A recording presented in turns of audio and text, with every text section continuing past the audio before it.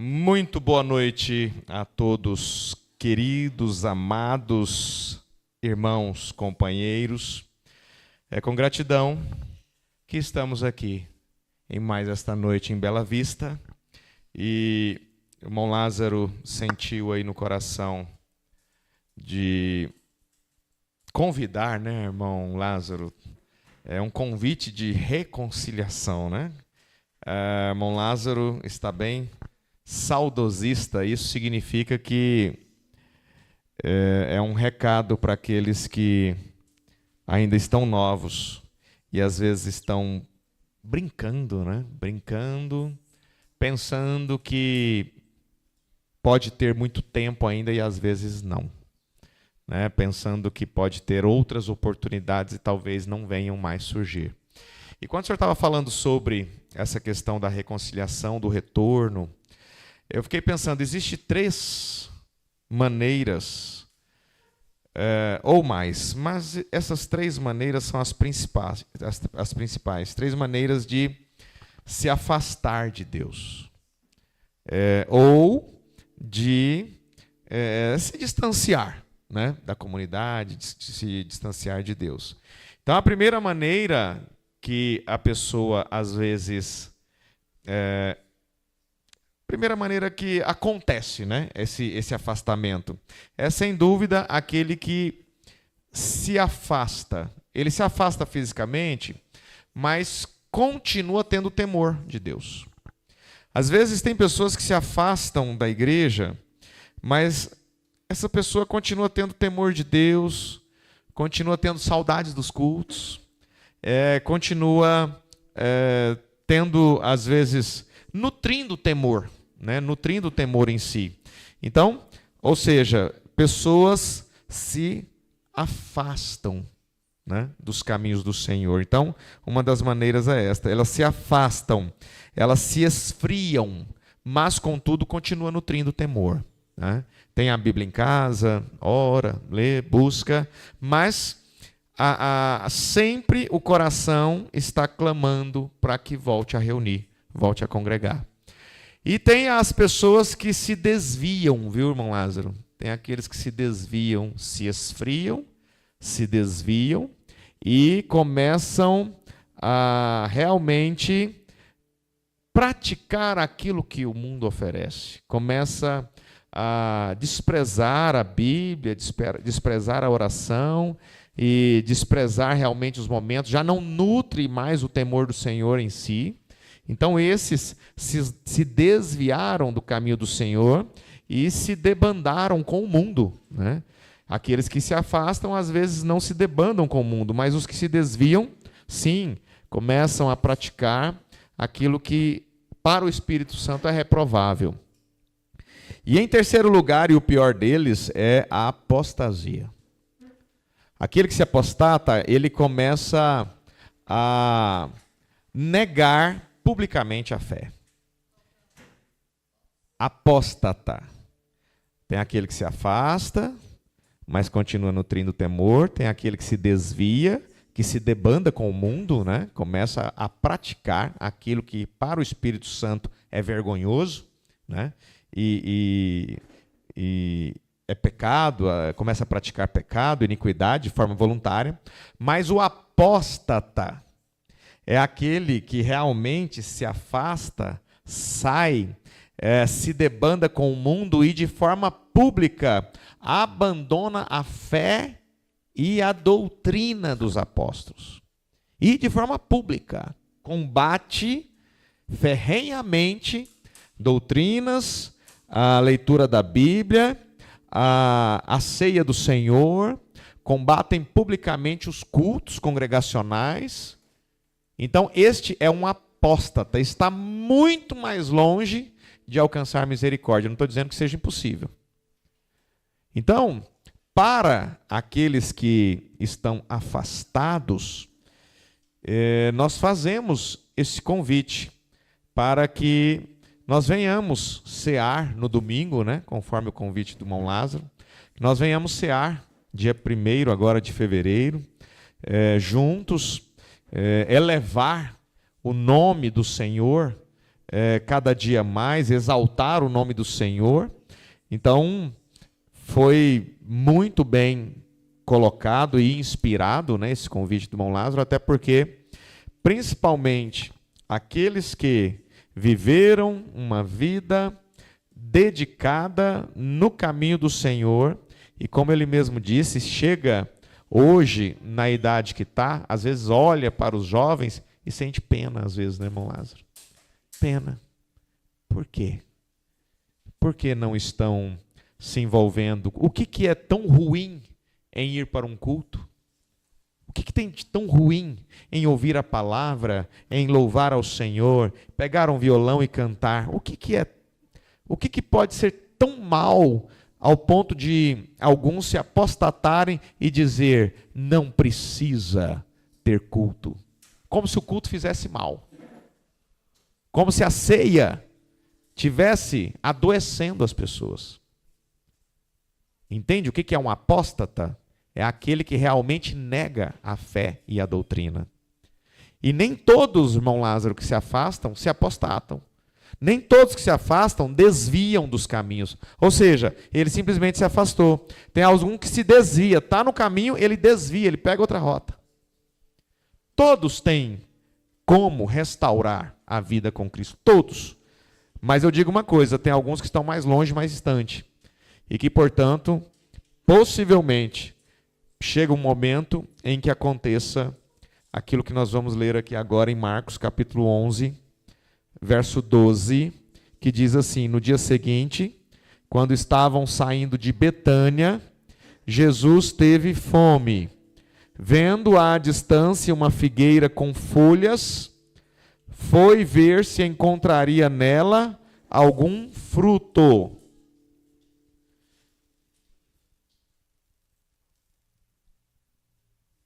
Esse é o verso 13, né? Foi ver se encontraria nela algum fruto. Aproximando-se dela, nada encontrou, a não ser folhas, porque não era tempo de figos.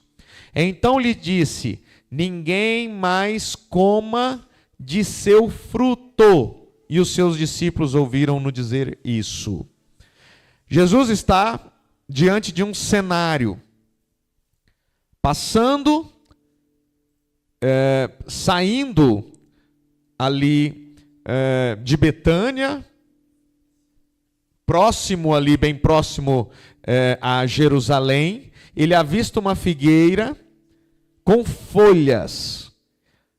Se nós formos estudar as estações, nós vamos entender que estas folhas na figueira representava que ela estava produzindo frutos, né? Mesmo que não era tempo em relação à estação, mas visivelmente uma figueira com folhas naquela época significava que provavelmente teria frutos nela, ou seja, que aquela figueira estaria produzindo frutos.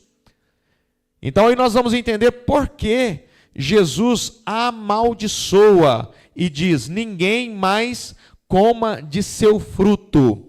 Porque aquela figueira estava representando o povo de Israel, e o povo de Israel, sendo representado por aquela figueira, estava mostrando que, como aquela figueira aparentemente vistosa e produzindo frutos, não tinha nenhum fruto, assim estava Israel. Aparentemente maduro, produzindo frutos, mas quando Jesus veio, encontra Israel como uma figueira cheia de folhas, aparentemente produzindo frutos. Então, o que é tão mal ao ponto de Jesus amaldiçoar uma figueira para que ninguém mais coma o fruto dela? É a hipocrisia, é aquilo que parece ser e não é. É a pior coisa que existe no olhar de Deus. Hoje o irmão João Wesley, lá de Brasília, mandou um vídeo assim, assustado com o quanto que a igreja deteriorou nos seus costumes e nas práticas. Um grande líder entrando na igreja e as pessoas praticamente assim se abaixando, quase se ajoelhando e beijando a mão dele. Isso dentro da Assembleia, aquele líder nacional da Assembleia. Então assim, e ele assim perguntando, o que está acontecendo? A carência do conhecimento bíblico tem levado as pessoas a não discernirem, e eu convido vocês a assistir o programa de hoje, 10 horas da manhã, o Mais Que Vencedores. Eu convido vocês a assistirem, por quê? Porque lá foi falado sobre esse discernimento que alimenta, o discernimento do maná, o discernimento do alimento de Deus para hoje, evitaria que essas pessoas praticassem isso, idolatrando homens, fazendo deles senhores e até cristos, e que automaticamente, a partir do momento que essas pessoas fazem destes homens cristos, eles se tornam anticristos. Porque não são cristos. Então o próprio povo faz com que um homem se torne um anticristo, porque ele não é Cristo. Então nós vemos, gente, e isso precisa ser observado, porque assim, qual que é o objetivo do culto? Alertar. O objetivo do culto é adorar a Deus. O objetivo do culto é ensinar. O objetivo do culto é trazer à nossa consciência aquilo que é necessário para que nós possamos ser, sem dúvida, melhores pessoas.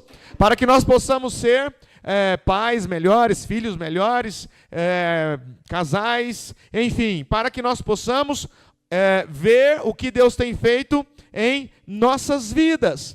E Jesus está mostrando aqui a hipocrisia de Israel ao alertar aqueles discípulos em relação à figueira. O que Jesus estava fazendo ali não era sendo injusto com a figueira, era mostrar para os discípulos que Israel aparentava ser algo e não era. Aquela figueira aparentava ser uma árvore que produzia frutos e que, portanto, teria frutos ali. Quando ele foi lá, procurou, não tinha. O que significa isso? É igual quando uma pessoa aparenta ser algo e quando você se aproxima dela, você se decepciona. Você fala, mas você não é nada disso que você aparenta ser. Tudo que você diz ser, você não é. Então aí a gente volta naquilo que o irmão Lázaro acaba de dizer aqui. E a gente olha para trás e vê nas lideranças hipocrisia. Aparentando ser aquilo que não é. E o objetivo do culto, o objetivo de nos reunir, o objetivo de congregar, o objetivo de termos essa comunidade, esta família unidos em Cristo, é exatamente isso, como que nós vamos compactuar com a hipocrisia. Como que Jesus compactuaria com a hipocrisia daquela figueira que representava Israel? Então Jesus precisava mostrar de uma forma não tão clara, porque ele não podia ser tão claro, porque senão eles apanhavam ele antes do momento e o mataria. Então ele tinha que mostrar por parábolas. Ninguém mais coma do seu fruto. Israel, você está condenado. Israel, você está neste momento sendo praticamente amaldiçoado por Cristo. É o que Jesus fez aqui. Ele representou na figueira, mas era o que ele estava falando acerca de Israel. Ninguém mais coma fruto de ti. Eu estou me preparando para receber um novo povo. Eu estou me preparando para receber os gentios. E aí no verso 20 ele diz, o evangelista Marcos, que é o João Marcos, que foi citado aqui, que teve aquele desencontro ali com Paulo, e se encontraram ali na frente.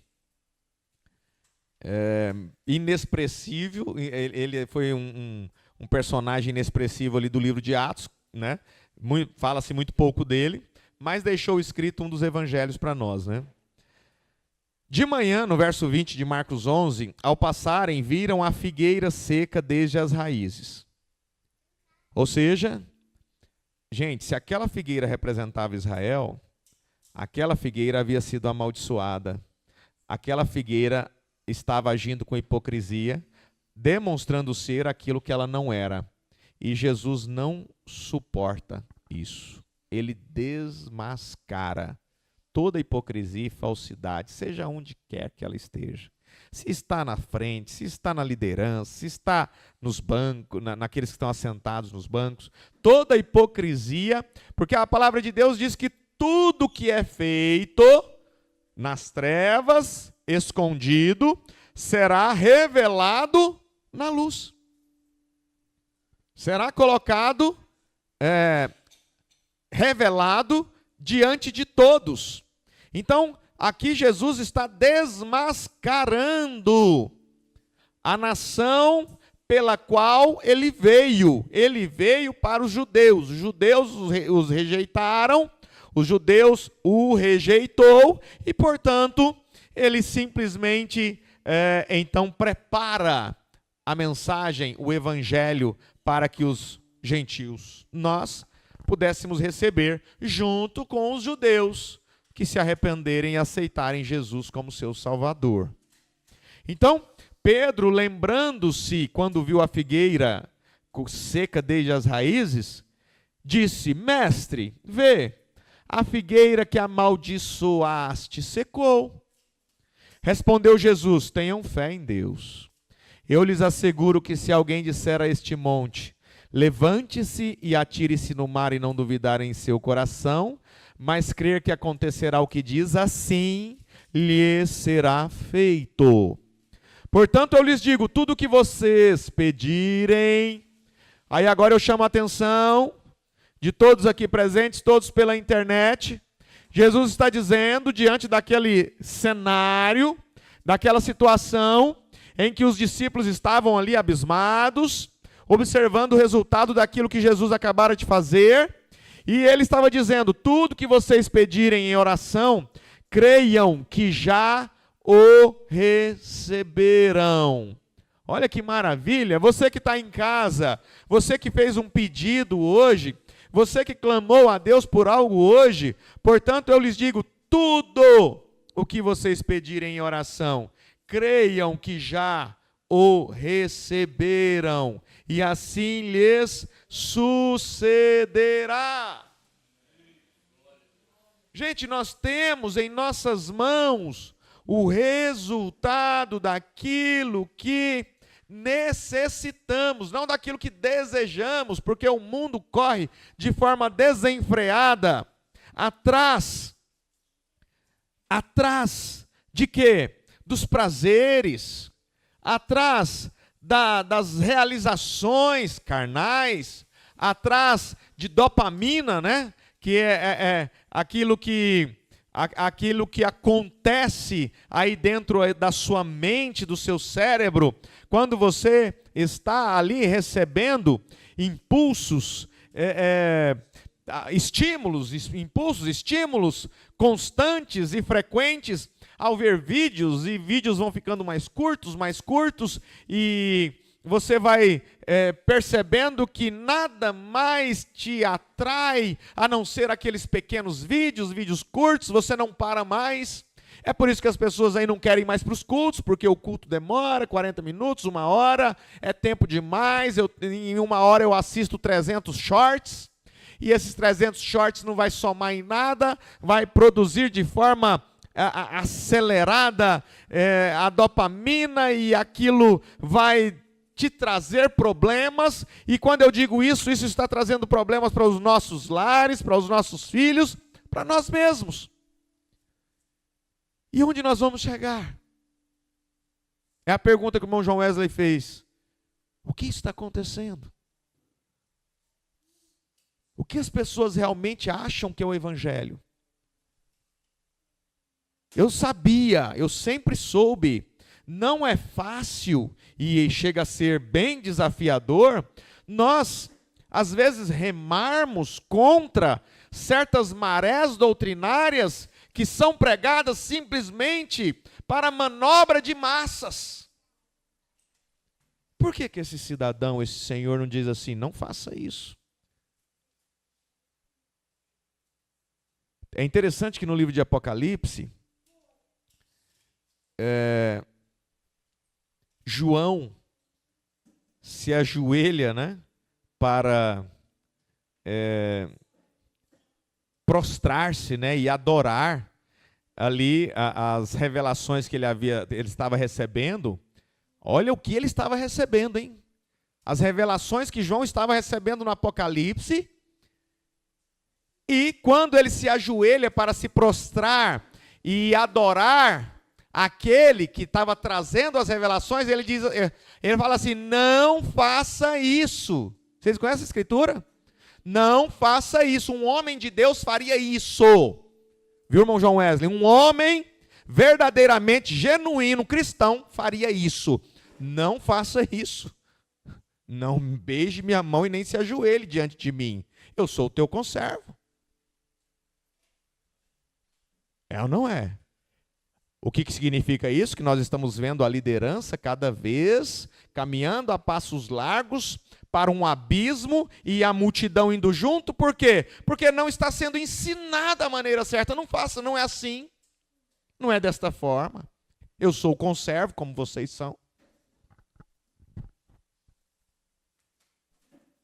Mas tudo que vocês pedirem em oração, creiam que já o receberam. Quando nós lemos Isaías 53, nós precisamos entender que quando Isaías profetizou acerca do Messias e que ele padeceria, que ele sofreria muito, ele estava dizendo assim, olha, lá no início: mas ele foi ferido pelas nossas iniquidades, o castigo que nos traz a paz estava sobre ele, pelas suas pisaduras nós fomos. A palavra é fomos.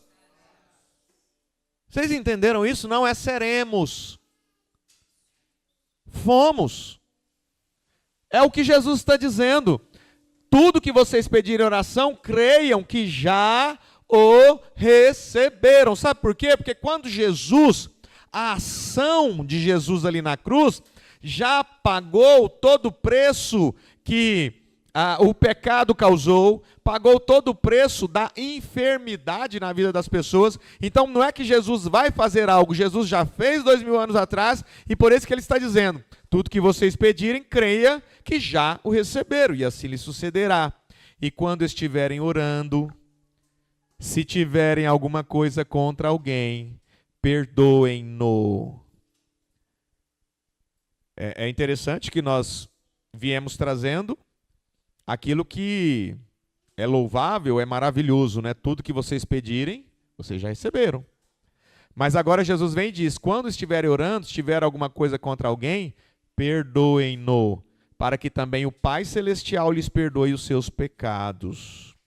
Mas se vocês não perdoarem, também o seu Pai que está nos céus não perdoará os seus pecados. Irmãos, ninguém conseguirá favor de Deus enquanto houver mágoa, ressentimento e ódio no coração, seja do que for. Por quê? Porque Deus não vai, no dia do tribunal de Cristo, Ele não vai cobrar de nós, Ele não vai perguntar para nós o que os outros fizeram conosco ou contra nós.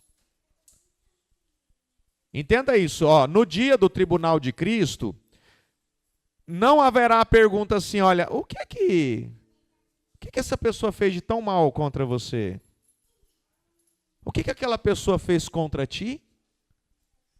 Ah, foi isso, assim, ela me distratou, ele me distratou, eu fui injustiçado, e de repente, olha o que ele fez com minha família, olha o que aquela pessoa fez, e comigo, com os meus filhos, com a minha casa, com o meu trabalho.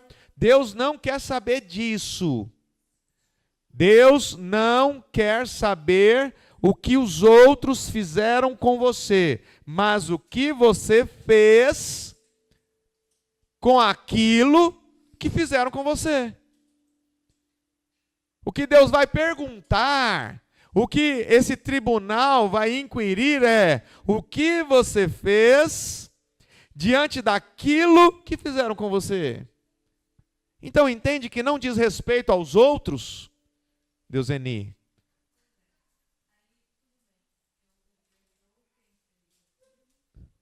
Ah. E não volto a falar com ele. Eu perdoo, tá tudo perdoado, tudo, mas eu não volto a falar com ele.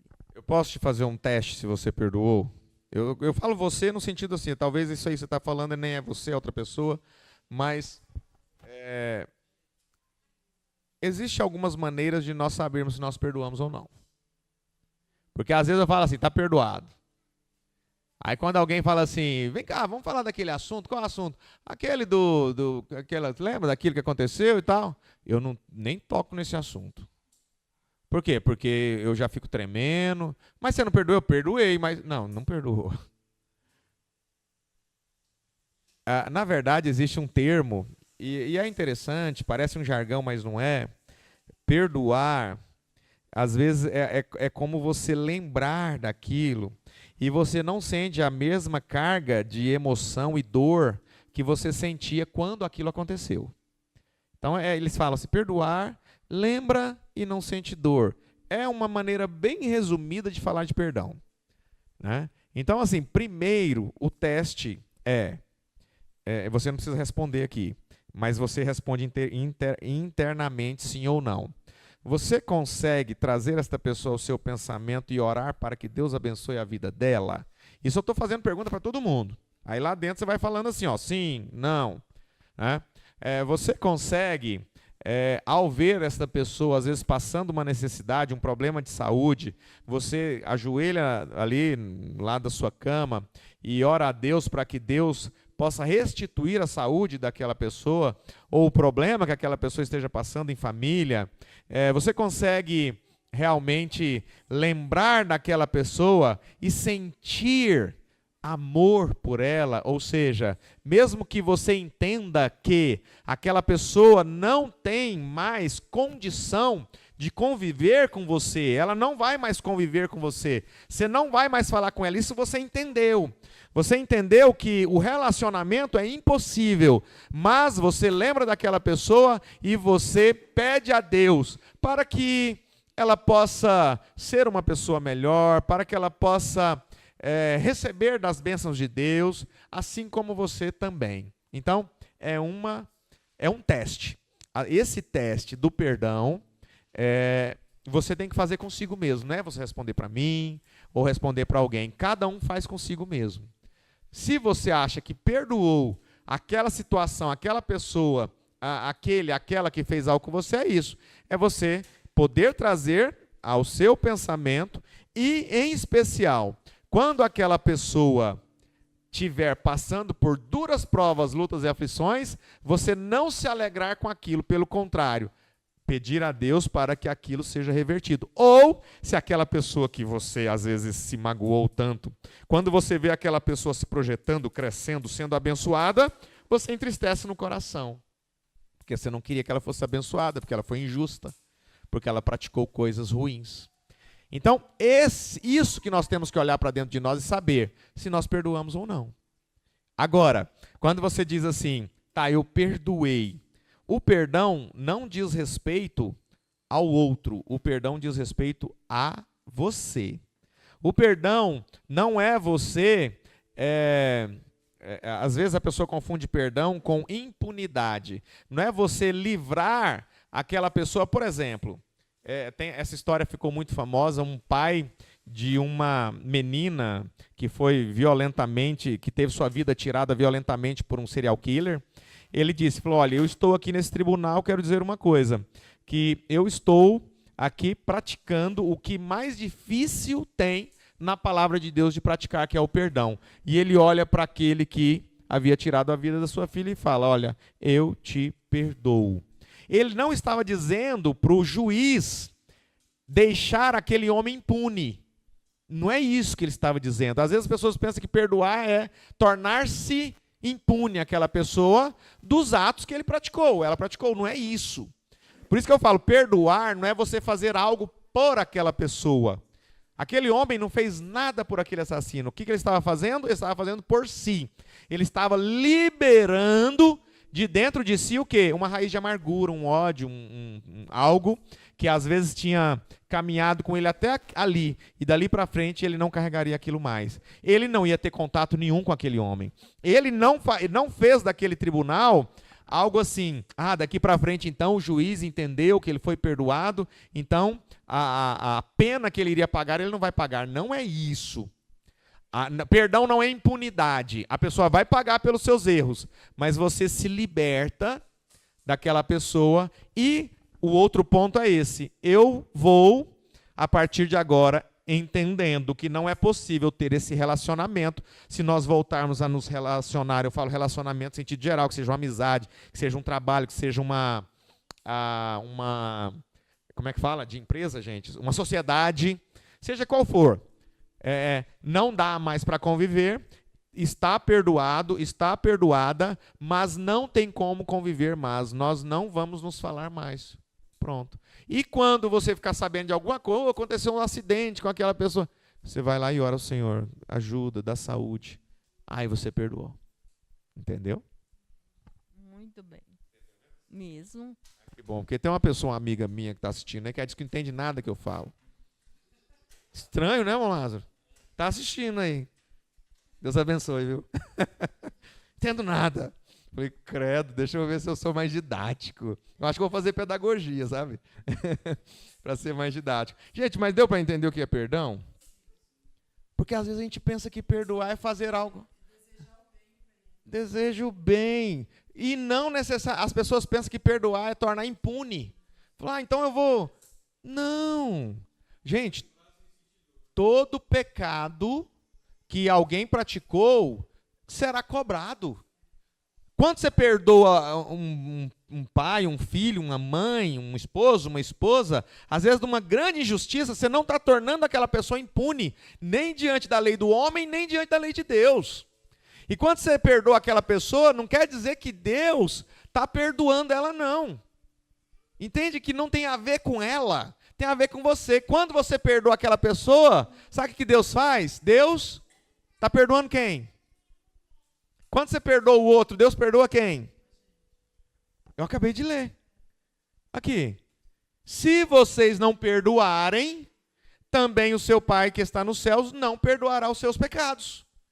Então a gente pensa que a gente está perdoando os pecados dos outros, não estamos perdoando o pecado de ninguém. Quando a gente perdoa, e essa palavra se tornou confusa porque perdão soa como impunidade, mas quando a gente perdoa alguém, a gente está se desligando, a gente está deixando aquela pessoa ir, a gente está evitando qualquer litígio. Para quê? Para que Deus me perdoe. Eu não faço isso por ninguém, eu faço por mim. E o que nós estamos pedindo hoje é isso, é que no dia do tribunal de Cristo, Deus não exigirá de você ou não justificará os seus problemas diante daquilo que as pessoas fizeram com você. Mas olha o que o pastor fez. Eu sou um desviado porque eu me decepcionei com a liderança. Eu sou um afastado porque eu tive um problema com os diáconos. Eu sou um apóstata porque eu fui numa igreja pregava de um jeito e na outra pregava de outro jeito. Deus não vai querer saber disso. Deus vai querer saber de nós o que nós estamos fazendo com aquilo que os outros estão fazendo conosco. Eu estou pegando aquela situação e tentando resgatar dela algo para o meu crescimento, ou estou simplesmente me vitimizando todas as vezes que alguém faz algo contra mim? E quando alguém faz algo contra mim, fala mal de mim, ou causa uma injustiça acerca de mim, o que eu vou fazer? Eu vou simplesmente odiar aquela pessoa? Eu vou me afastar dela? Não. Eu vou procurar saber por quê.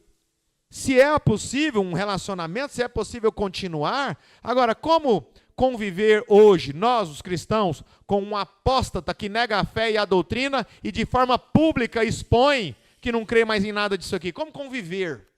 A pergunta que eu faço é essa. Se Deus não transformar. Como conviver um cristão que busca o Senhor, que renuncia aos prazeres deste mundo e renuncia os desejos da carne, como conviver com alguém que se desviou, ou seja, deixou a palavra de Deus e chafurdou-se nos prazeres mundanos. Como haver convivência? Enquanto estiver assim, não tem jeito. Agora, existem aqueles que se afastaram e que mantêm, nutre o temor do Senhor em si e que continua praticando princípios e valores daquilo que é puro e verdadeiro da palavra de Deus. Ora, sabe o que está precisando essas pessoas? Apenas de um convite, de um amigo, como o irmão Lázaro fez hoje. Só. Volte à casa do Pai. A casa do Pai não é a minha, não é a do Senhor. É aquela onde há oração, que é chamada casa de oração.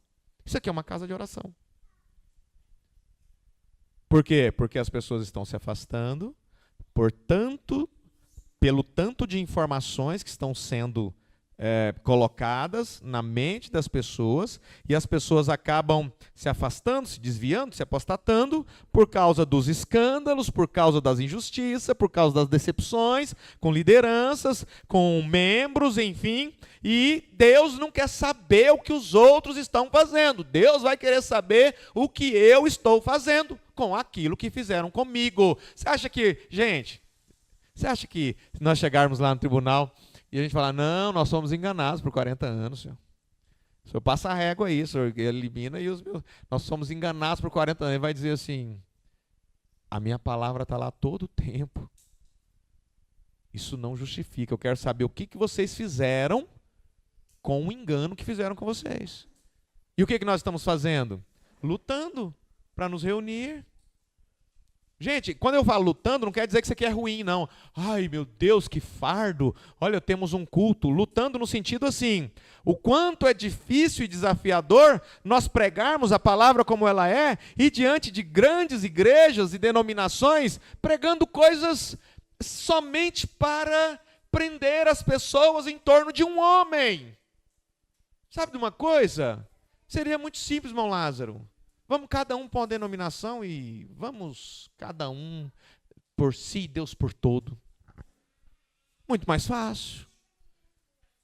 E por que nós estamos propondo que a família Unidos em Cristo se reúna e ceie, como estamos convidando agora para o domingo, e que possamos também estar nos cultos de oração, possamos estar na escola bíblica dominical? Para quê? É para benefício meu? Não, eu estou sendo beneficiado pelo tanto que eu dou para Deus. Por que eu estou pedindo isso? Eu estou advogando em minha causa própria? Não. Eu estou pedindo isso para que você frequente, para que você congregue, para que você esteja nos cultos. É para o seu bem. O convite que o irmão Lázaro está fazendo aqui não é para ele não é porque eu queria tanto te dar um abraço lá, é porque o irmão Lázaro quer você também bem. As pessoas confundem. Acho que quando a gente convida para ir para a igreja, é porque quer que eu esteja lá. E sim, nós queremos que esteja assim. Por quê? Porque quanto mais você fizer pelo Evangelho, mais o Senhor fará por você. Então eu não estou advogando para mim, eu estou advogando por você. As pessoas precisam entender isso. Só que, se tiver mágoa, se tiver ressentimento, se tiver amargura no coração, ore a Deus para que tire isso. Porque com isso não existe perdão. Não tem. Gente, imagina, se eu não tenho perdão, um favor de perdão diante de Deus, eu não tenho nem salvação. Se Deus não me perdoou. E simples assim. Por quê? Porque eu não consegui perdoar meu pai. Porque eu não consegui perdoar minha mãe. Porque eu não consegui perdoar meu marido que me traiu. A minha esposa que me deixou. Eu não consegui perdoar o meu filho que fez aquilo comigo. O meu sócio que fez aquilo. Eu não consigo perdoar. Sabe o que você está dizendo? Eu não consigo alcançar a salvação. Sem perdão não há salvação, porque sem perdão não há perdão de Deus, não há favor. E às vezes o que mais tem levado as pessoas a distanciar dos caminhos do Senhor é a ausência do perdão. Quantas pessoas se revoltaram, Michael, nesse processo? Porque não perdoou, não conseguiu perdoar. Olha para o passado, revoltados. Não consegue olhar para o passado por causa de tanto de injustiça que foi praticado ali. Tá, Deus não quer saber disso não. Deus quer saber assim, o que vocês fizeram com as injustiças que fizeram com vocês? E a resposta é essa aqui, estamos aqui, ó. Tá ali, ó. Equipamentos, esse local maravilhoso aqui em Bela Vista, esse carinho aí dessa família aqui de Bela Vista, de vocês, né? E fazendo com que esta cidade se torne inexcusável, Manel. Eu não estou falando que a verdade está só aqui, não. Eu estou dizendo que cada porta aberta pregando o evangelho está deixando essa cidade inexcusável, indesculpável. E eu quero concluir com isso. Toda hipocrisia fará com que as pessoas se tornem apóstatas. Por que se tornam apóstatas? Quem é que nega a fé e a doutrina de Cristo e escancara isso para todo mundo ver? É aquele que já foi amaldiçoado por Cristo, como ele fez com a figueira, dizendo que não produza nenhum fruto mais.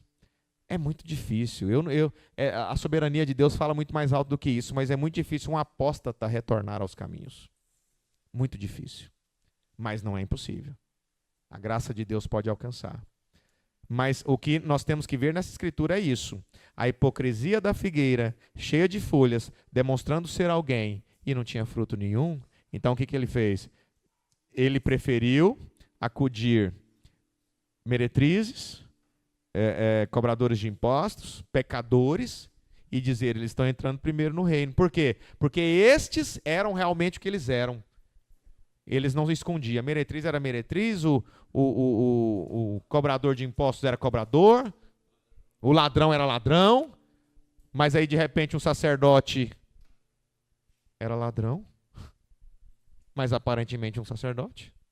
O fariseu era adúltero, mas aparentemente um santo. É isso, gente, que a figueira mostra. É a hipocrisia. É demonstrar ser algo que não é. Então, nesse dia natalício do irmão Paulinho, que nós possamos carregar isso em nossos corações. A hipocrisia nos afasta e Deus nos corta dos seus planos. Deus cortou Israel no sentido amplo. Não quer dizer que os judeus não possam ser salvos, mas no sentido generalizado, como nação, Deus cortou Israel. Tirou fora. Cadê a salvação para Israel? Somente através de Jesus Cristo. Crê em Jesus. Aí você chega lá em Israel, o que eles estão fazendo? No Muro das Lamentações. Clamando por quem? Por Jesus. Né? Eu falo Jesus, que eles não estão clamando por Jesus, eles estão clamando pelo Messias. Mas estão clamando por alguém que já veio 2000 anos atrás. Será que Deus está se agradando disso? Mas tem judeus lá que estão, que aceitaram Jesus e que vivem o Cristo? Sim. Sabe o que significa isso? Que não existe uma nação escolhida por Deus mais. Ah, o Brasil é do Senhor. Que nada. Não tem nação escolhida por Deus para nada disso. É simplesmente aquilo que Jesus disse. Aquele que crê em mim tem vida eterna. Eu sou o caminho, a verdade e a vida. O único caminho. O único caminho para a salvação. Então convido vocês para se colocarem de pé. E vamos concluir isso aqui com uma oração. E pedir a Deus para que jamais permita que nós sejamos como uma figueira que aparenta ser algo, mas não é. Que aparenta ter fruto, mas não tem. E que nós possamos então estar produzindo sempre o fruto do Espírito Santo, que é amor, alegria, paz, longanimidade, bondade, mansidão, fé, domínio próprio. Pai Celestial, nós estamos na Tua presença, agradecidos por esse culto, Pai. Todos que estão aí pela internet, que Deus possa abençoar o seu coração, sustentar a sua alma, fortalecer o seu espírito, e que você possa, a partir de hoje, não mais tentar mostrar para Deus aquilo que as pessoas têm feito com você, mas mostre para Deus aquilo que você tem feito diante daquilo que as pessoas têm feito com você. Mostre para Deus o que você tem feito na sua vida para ser alguém melhor, para ser um pai melhor, uma mãe melhor, um filho melhor, para ser um aluno melhor, para ser um servo melhor. Pai Celestial, continue abençoando esta igreja aqui em Bela Vista. E pedimos que o Senhor abençoe ali a igreja em Goiânia, a igreja em Brasília, a igreja em Umas, a igreja em Crixás, a igreja em todo o Brasil, todos os irmãos que também estão sem saber o que está acontecendo, mas vendo tanta falsidade, vendo tantas falcatruas acontecendo e sem saber o que está acontecendo. Saiba de uma coisa: somente através do perdão, somente através da misericórdia, somente através da graça de Jesus Cristo, que você encontrará a palavra verdadeiramente como ela é, e o Espírito Santo falará aos seus corações. Em nome do Senhor Jesus Cristo, saúde a todos, que Deus continue abençoando.